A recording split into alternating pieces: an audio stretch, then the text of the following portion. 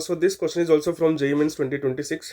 ठीक है, इस क्वेश्चन में हमको ये बोला है कि ये एक क्यूबिक पोलिनोमियल है, ठीक है, और इसका डिवीजर है एक्स स्क्वायर प्लस टू। देखो भाई सीधी सी बात है, अगर एक्स स्क्वायर प्लस टू इसको डिवाइड कर रहा है तो एक्स स्क्वायर प्लस टू का किसी लीनियर पोलिनोमियल, वो मान लो कि एक्स प्लस के है, उसके साथ मल्टीप्लिकेशन जो है हमारे पास ये खुद क्यूबिक पोलिनोमियल आना चाहिए, तभी हम एक्स स्क्वायर प्लस टू को इसका डिवीजर कहेंगे। ठीक है, ये हमारे पास कंडीशन होनी चाहिए।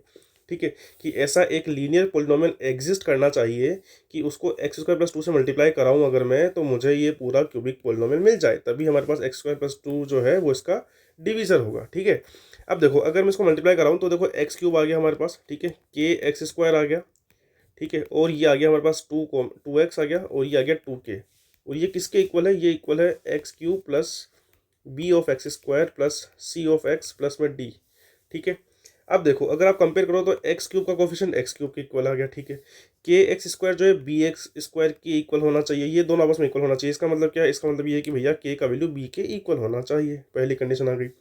टू एक्स जो है वो टू एक्स जो है वो सी एक्स के इक्वल है, इसका मतलब क्या है, इसका मतलब ये है कि भैया सी का वैल्यू वैल्यू जो है वो टू होना चाहिए, ये फिक्स हो गया।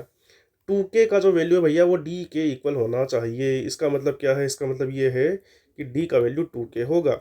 तो अगर मैं फर्स्ट और थर्ड कंडीशन को मिला के एक कंडीशन बोलूँ तो वो हो जाएगा कि डी का जो वैल्यू है भैया वो है हमारे पास टू बी।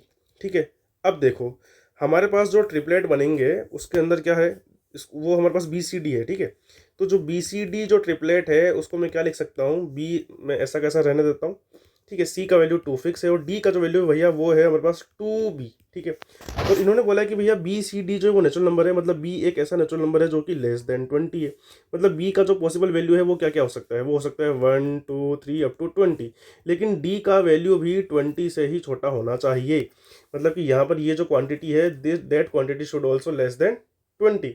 तो बी का वैल्यू यहाँ पर हम लोग 1 पुट कर सकते हैं तो ये 2 हो जाएगा, बी का वैल्यू 2 पुट कर सकते हैं तो ये 2 2 4 हो जाएगा, बी का वैल्यू 3 पुट किया तो ये 3 2 6 हो गया, बी का वैल्यू 4 पुट किया तो ये 4 2 8 हो गया। ऐसे करते करते हम लोग बी का वैल्यू 10 भी पुट कर सकते हैं तो 10 टू 20 हो जाएगा।